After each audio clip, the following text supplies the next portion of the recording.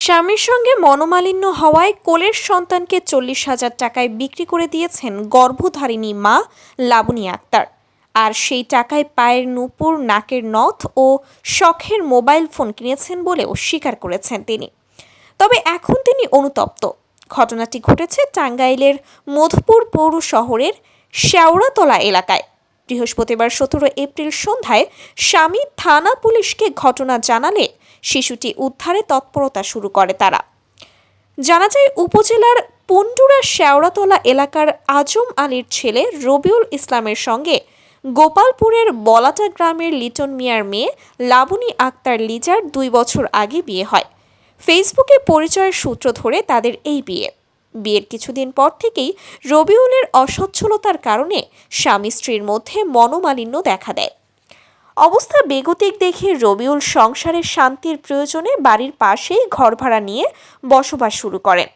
গত 4 মাস আগে তাদের সংসারে একটি পুত্র সন্তান জন্ম নেয়। রবিউল ইসলাম বলেন, আমাদের ছেলে তামিমের জন্মের পর থেকে সংসারের শান্তি নেমে আসে।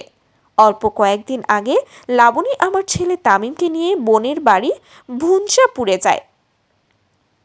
কয়েকদিন পর বাড়ি আসতে বললে লাবণী দুর্ব্যবহার করে, আমার সঙ্গে ঘর সংসার করবে না বলে সাফ জানিয়ে দেয়।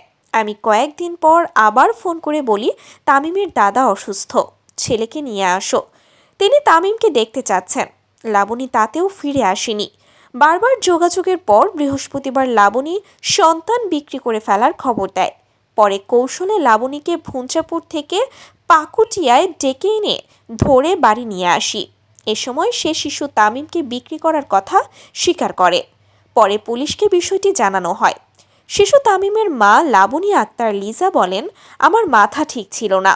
আমি মনির নামের একজনের সহযোগিতায় 10 এপ্রিল সিরাজগঞ্জের এক লোকের কাছে 40,000 টাকায় তামিমকে বিক্রি করেছি। ওই টাকা দিয়ে মোবাইল, পায়ের নুপুর ও নাকের নথ কিনেছি। এটা আমার ভুল হয়েছে। মধুপুর থানার ভারপ্রাপ্ত কর্মকর্তা ওসি মোহাম্মদ ইমরানুল কবির বলেন, লাবণী নামের এক মা তার ছেলেকে বিক্রি করেছে বলে আমাদের জানিয়েছে। শিশুটিকে উদ্ধারের প্রয়োজনীয় ব্যবস্থা নেওয়া হচ্ছে।